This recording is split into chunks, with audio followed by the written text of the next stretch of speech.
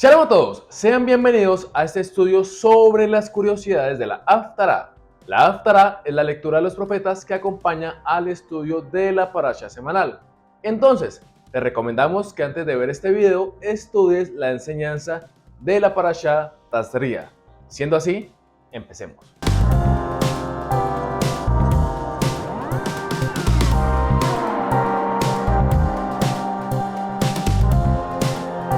La Haftará de esta semana se encuentra en el libro segundo de Reyes, desde el capítulo 4, verso 42, hasta el capítulo 5, verso 19. Es interesante cómo empieza esta porción de la Haftará, pues empieza con un milagro de multiplicación del alimento que se le iba a dar a 100 profetas.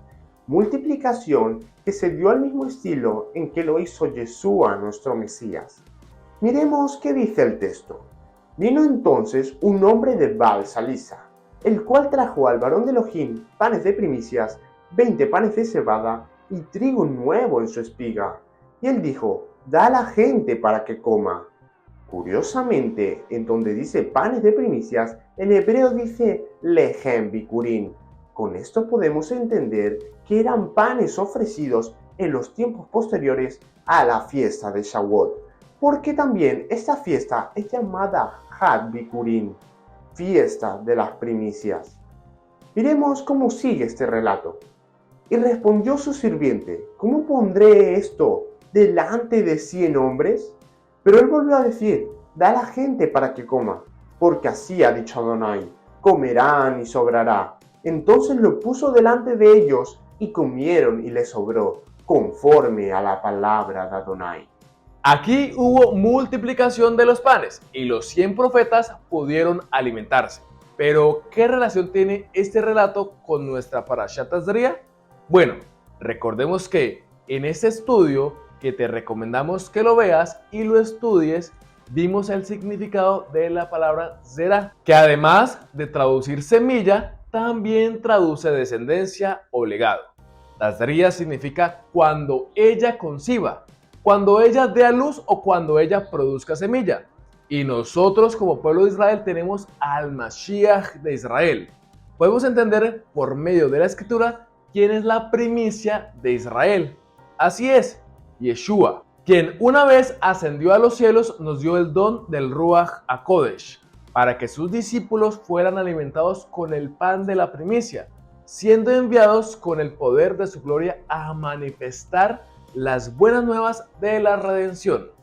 Yeshua es el pan de la primicia, el lehem bikurim, que encontramos en este estudio de la Haftará del día de hoy.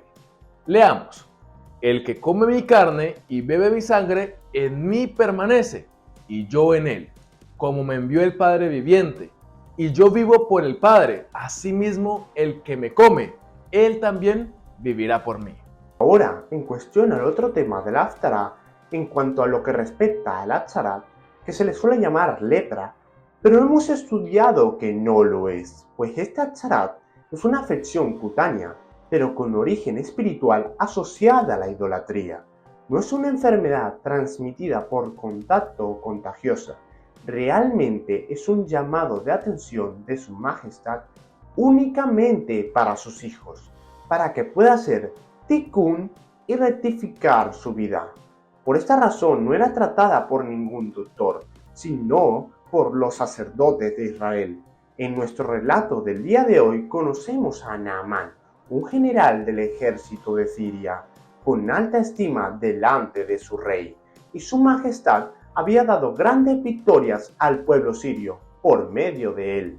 Pero aún así, este hombre padecía de la enfermedad de Tzarat, que va relacionada al pecado de idolatría. Por eso vemos que al final de este relato, cuando este mismo se le quita esta afección, dice lo siguiente: y volvió al varón de Elohim, él y toda su compañía, y se puso delante de él y dijo: he aquí, ahora conozco que no hay Elohim en toda la tierra, sino en Israel. Y una vez más dice lo siguiente: entonces Naamán dijo: te ruego pues, ¿de esta tierra no se dará a tu siervo la carga de un par de mulas? Porque de aquí en adelante tu siervo no sacrificará holocausto ni ofrecerá sacrificio a otros dioses, sino a Yahweh. El zarat fue quitado de Naamán y Naamán reconoció que el único Elohim viviente es el de Israel y no hay otro. Cuando iniciamos este relato hay una frase curiosa que solemos decir muchísimo en español, pero que aún así es despreciada por muchos o incluso satanizada. Para esto tenemos que estudiar la palabra hebrea de la semana con el More Agel. Adelante, More. Muchas gracias, Agel. Antes de estudiar la palabra hebrea de esta semana es necesario que leamos lo siguiente. Naamán, general del ejército del rey de Siria, era varón grande delante de su señor y lo tenía en alta estima, porque por medio de él había dado Yahvé salvación a Siria. Era este hombre valeroso en extremo, pero con Tzaraat, y de Siria habían salido bandas armadas, y habían llevado cautiva de la tierra de Israel a una muchacha, la cual servía a la mujer de Naamán. Esta dijo a su señora: si rogase mi señor al profeta que está en Samaria, él lo sanaría de su Tzaraat. En donde dice si rogase mi señor al profeta, en hebreo dice así: Ajalei Adoni Lifnei Anavi. La palabra hebrea de esta semana es la palabra Ajalei, que según el diccionario Strong, esta significa deseoso, ojalá que. Es interesante porque en la actualidad, por medio de la desinformación, nos encontramos muchos mitos, obviamente inventados por algún curioso, que se imagina la etimología de algunas palabras según cómo suenan. Suelen decir que la palabra ojalá significa si Alá quiere, pero esto no es cierto. Realmente esta palabra ojalá es derivada de esta palabra hebrea ajalei, que tal cual significa deseoso. Es decir, que cuando decimos ojalá en español, estamos deseando algo sobre un hecho o alguna persona. Ahora, otra cosa curiosa, la verdadera palabra para decir si Alá quiere es una palabra árabe que se pronuncia así, inshallah, y es una palabra dicha en la actualidad tanto por musulmanes como por judíos. En la descripción te dejamos una canción de Jacob Shwekey que lo demuestra. Con esto, amados hermanos, terminamos con la palabra hebrea de la semana. Sigamos con el estudio, Agel. Muchas gracias, More Agel. Realmente es muy importante conocer la etimología de las palabras y saber cómo funcionan en su contexto cultural, social y religioso, para no andar por el mundo inventando etimologías erróneas. Amada familia, estudiar la Haftará cada semana nos da un mayor panorama para poder entender la Parashá, pues la Haftará es la conclusión de nuestro estudio semanal.